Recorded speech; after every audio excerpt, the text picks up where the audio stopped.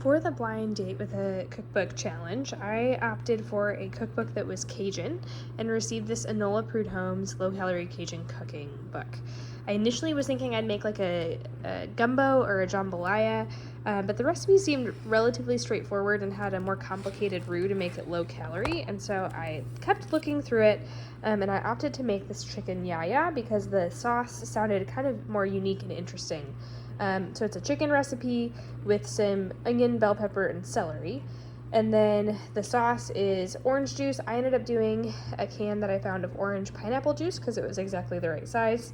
Some tomato paste, honey, Worcestershire, orange peel, ginger, and some hot pepper sauce. And so I felt like I could kind of make it as spicy as I wanted. And so it was a pretty straightforward dish I could make after work. So the other alternative that I did is instead of doing the chicken that was skinned and halved, I just used chicken thighs. So it's not the most pretty dish, but this is what it ended up looking like.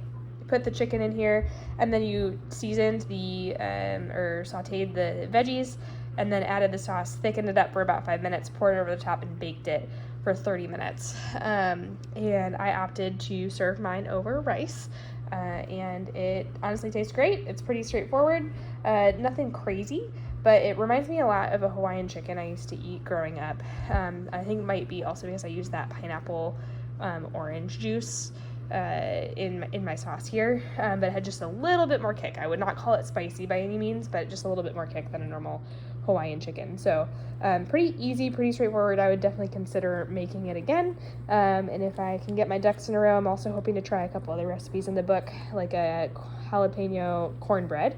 But overall, I feel like this was a success, and thanks to the Coralville Library for this blind date with a cookbook challenge.